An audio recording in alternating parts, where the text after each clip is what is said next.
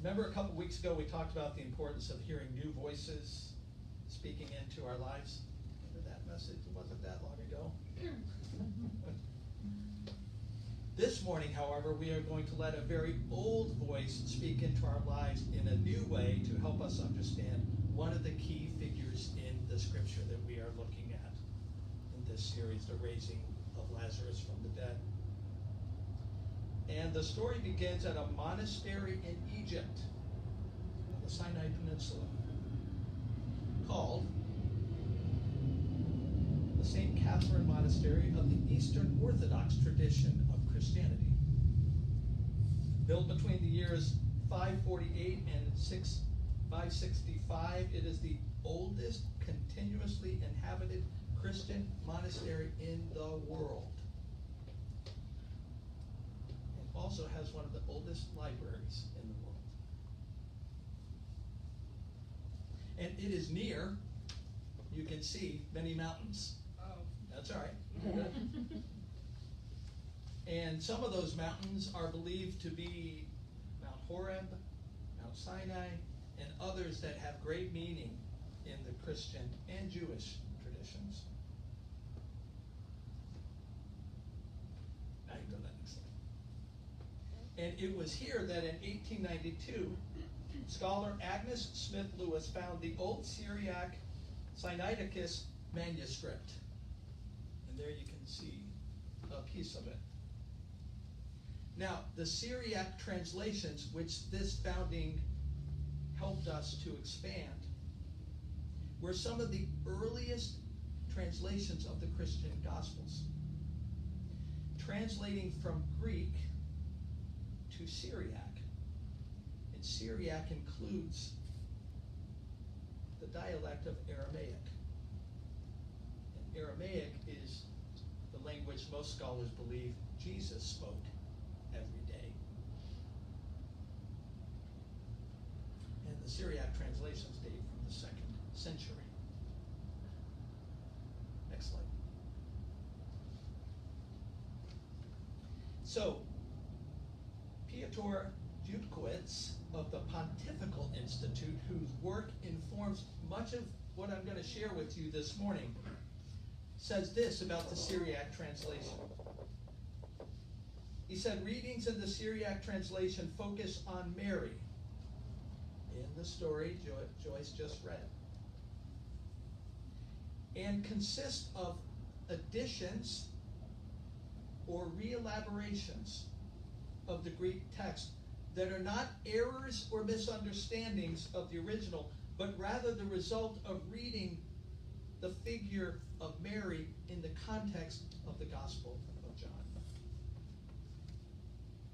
Now, in the Greek text that we hear, and that's the morning scripture that we heard Joyce read, that it's based on, Mary is more of a background figure.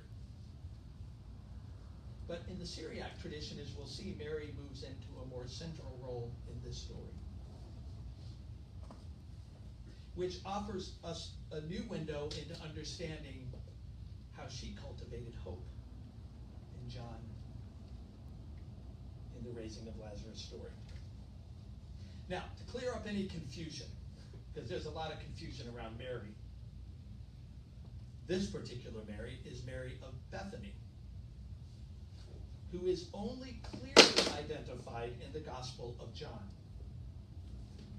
as brother of Lazarus, sister of Martha, family friend of Jesus of Nazareth. Now keep in mind, in the time of Jesus, it is estimated by some scholars that 1 in 4 women in Palestine, the Palestine of Jesus, were named Mary. That's why we get confused about all the Marys. You and Libby talked about that. Yeah.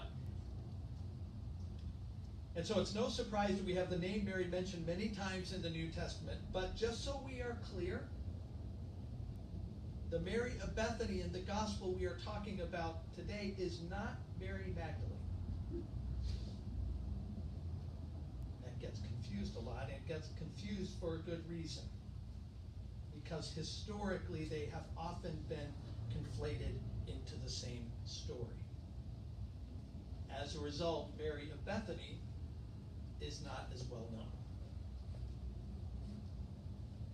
Mary Ann Beavis wrote an article called Mary of Bethany and the Hermeneutics of Remembrance.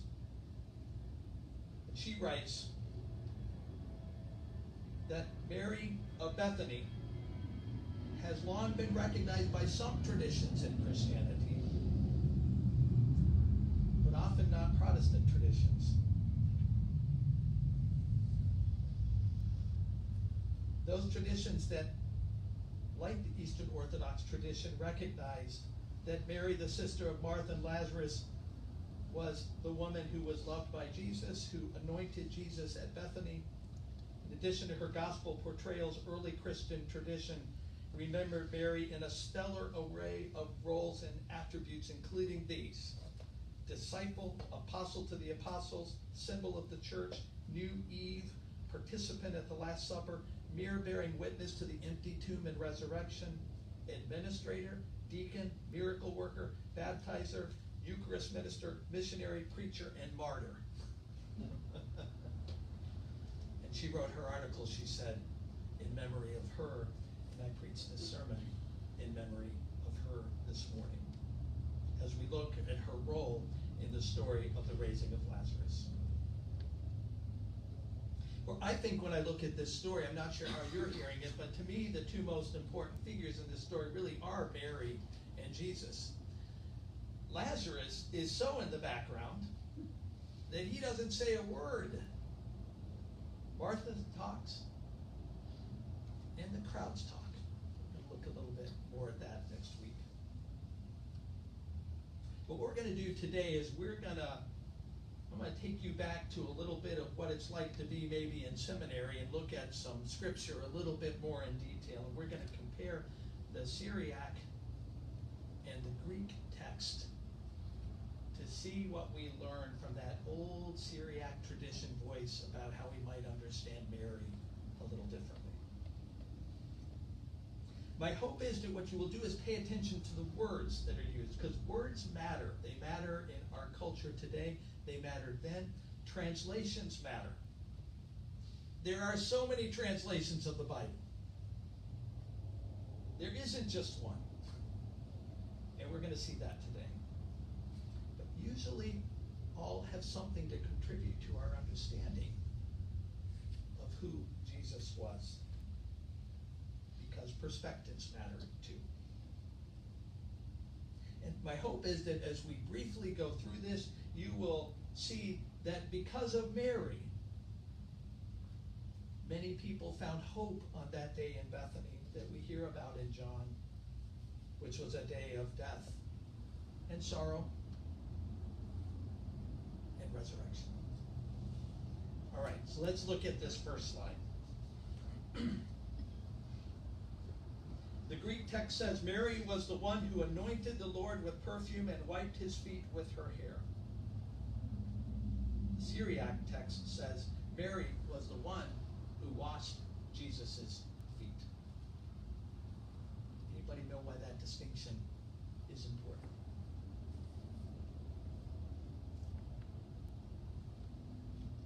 Something about the word wash. Right. But is Jesus washed the disciples' feet? Exactly. Yes. So by using the verb instead of wiped and using the verb washed, the Syriac tradition is making Mary a disciple. And that changes everything with how we look at her and her actions in this story. Next slide. So in this portion of the story, the Greek text says, and when she heard, she got up quickly and went to him. The Syriac tradition says, and when Mary heard, she leaped up and earnestly went to him. So the change is from she got up quickly to she leaped up and earnestly went to him. And the other change is that in the Greek text, Mary is not named in that, but in the Syriac text, Mary is named. Why is that language different? Named is for obvious reasons. She's important enough in that sentence to be named. But leaped up and earnestly is a more vivid gesture. Also could be translated in other places in Syriac traditions as even resurrection. It's a gesture of significance. It's more than just quickly getting up and going. It's going with purpose, with earnestness. And leaped up, if you remember your scriptures well, is often a phrase our scripture uses, based more on the Greek text, when somebody is healed. Again, just a vivid idea of what happened with Mary. Next.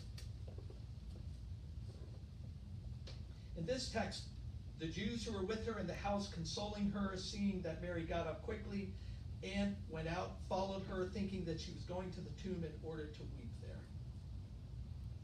The Syriac tradition says those who were consoling Mary, when they saw that she went out alarmed, went after her. They were thinking that she was going to the tomb to weep. Another reminder that this was a sudden, intense, and eager action by Mary that caught the attention of people there. Again, more than just quickly, it caused people to follow. They wanted to know what alarmed her, what was going on. Next text. Greek text. So they took away the stone. Syriac text. Then those people who were standing there came close and raised the stone. The scene in Syriac gives you a sense of more of a community. It gives you more of a picture of what was happening in that moment. And that people are individually involved, being individually moved by this situation. They are present and active, following Mary's lead. They are coming closer to see the sign of Jesus' power, coming closer to participate in this sign from Jesus. And then the next one. After Jesus calls Lazarus out of the tomb, the Greek text says, therefore, many Jews who had come to Mary and had seen what Jesus did believed in him. The Syriac tradition says many Jews who had come to Jesus because of Mary, from that hour on, believed in Jesus. What's the difference you see in those two translations? What? And just that Mary is who brought them to Jesus. Yeah. So Mary becomes the central figure in bringing people to Jesus, whereas the Greek text really places that focus more on Jesus. The Syriac tradition keeps that focus on the importance of the sign, but getting people to the sign so that they could believe happened through the actions of Mary. The resurrecting of, yeah, the sign, yes, no, good. If that's not clear, the sign, the sixth sign in John that we talked about last week, is Jesus raising Lazarus. But what these texts do is give us two different perspectives on Mary's role in that happening. And because she is established as a disciple early on in this text, then you start to see all this differently, because likely she was seen in a different light than often we see her when we read our text. Okay. What do y'all think of that? Very interesting. Interesting? Shows the power of translations and why it's good to look at different translations. But here's what I want to focus on real quick. I want to focus on what we learned about Mary's cultivating hope. Remember last week we talked about hope doesn't happen overnight. It takes some time. And when we cultivate it in ourselves and others, we got to put some work into it. It all applies to Mary. So let's think about it. She met Jesus. She developed a relationship with him. She believed in him. She served him. She followed him, became his disciple. She became his witness to others. She became his intermediary with others. Through her faith and action, brought others to the hope of Jesus. Now, one thing I want you to think about is when you think about that list, where are you on that list? In your life right now. Are you at 1, 4, 7? Because that path is a way to cultivate hope in your life and the hope of others. But you can't stop at 1 or 3 or 6. Okay, that's what we're seeing. The raising of Lazarus is the flashy thing we look at in this story. But the hard work of hope is what Mary was doing with Jesus in her life, and how that relationship with him was changing her and making her ready when this sign happened to make the most of it. Next slide. And there's one other thing that Mary did. She kept it real with Jesus. John 11:32, when Mary came where Jesus was and saw him, she knelt at his feet and said to him, Lord, if you had been here, my brother would not have died. It doesn't get any more real than that. There's a picture of that moment. Mary kneeling, Jesus weeping. See, sometimes we think to be in a relationship with Jesus, to get to know God through Jesus, means we have to suppress our questions and suppress our doubts and suppress our anger and suppress our sorrow and our grief and all of our questions. But that's not what it's all about. It's really about being real with Jesus, just as Jesus was pretty real with others. So next week, what we're going to focus on is the other major character in this story, Jesus of Nazareth. And see, among other things, how he responded to that question. Lord, if you had been here, my brother would not have died. Come back next week to find out how Jesus responded. Amen.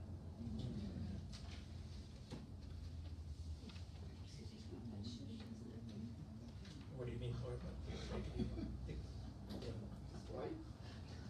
Asking questions. Yeah, right. And So, why wasn't yeah, it say that. shooting? That's a good. I just said it makes me think about the shooting. Yeah. Buffalo. Asking questions why Yeah. Jesus wasn't there. Yeah, and that's why this story is so powerful, because it creates space for a whole range of emotions that we've all felt in our lives, and if we haven't, we will. And a lot of our hope people we put up here are people that help us in those times when we have a tragedy or a sorrow or something that we just can't bear on our own.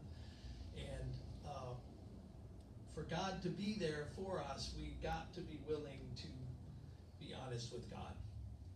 And if we are, God meets us where we are. That's the good news of the gospel. That's what ultimately cultivates hope in our lives. All right, enough for me. Let's go and sing our benediction. We sang this last week, so we're going to sing it again. And here we go. All right, Annika's going to go.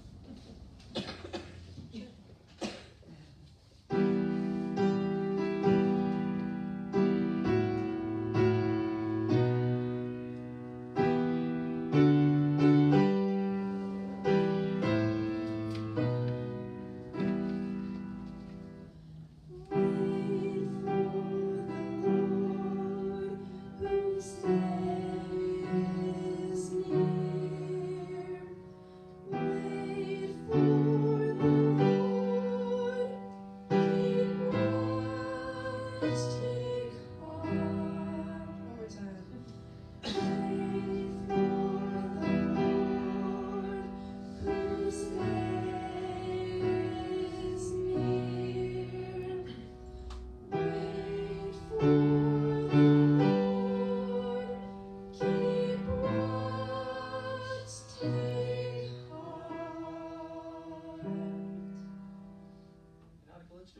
hard time with, no,